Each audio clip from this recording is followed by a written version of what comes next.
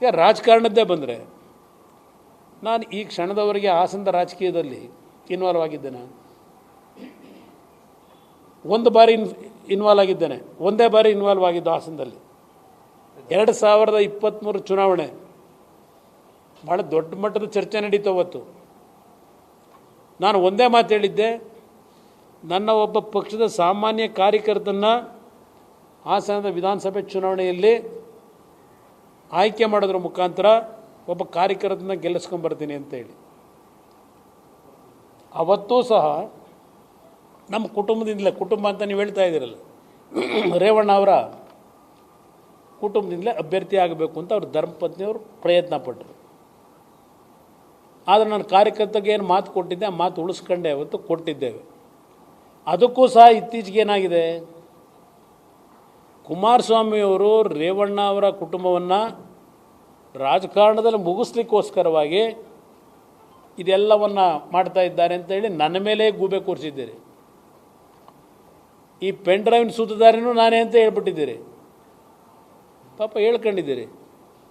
ನಮ್ಮ ಉಪಮುಖ್ಯಮಂತ್ರಿಗಳು ಹೇಳಿದ್ದಾರೆ, ಏನೋ ಸಿನಿಮಾ ಪ್ರೊಡ್ಯೂಸರು, ಡೈರೆಕ್ಟ್ರು, ಕಥಾನಾಯಕ ಎಲ್ಲ ಕುಮಾರಸ್ವಾಮಿನೇ ಅಂತೇಳಿ.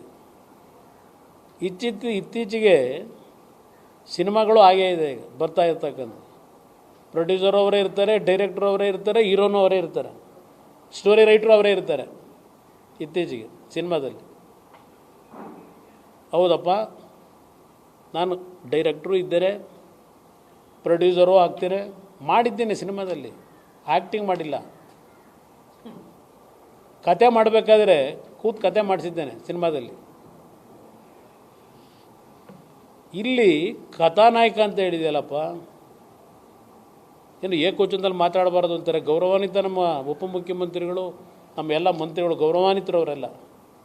ಏಕವಚನದಲ್ಲಿ ಮಾತನಾಡಿ ನಿಮ್ಮ ಮನಸ್ಸಿಗೆ ನೋವಾಗಿದ್ದರೆ ವಿಷಾದನೂ ವ್ಯಕ್ತಪಡಿಸ್ತೀನಪ್ಪ.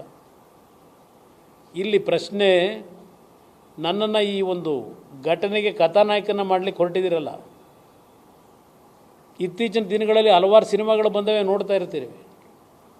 ಹಲವಾರು ಸಿನಿಮಾಗಳಲ್ಲಿ ಯಾವ ರೀತಿ ಕತೆ ಎಣಿತಾರೆ,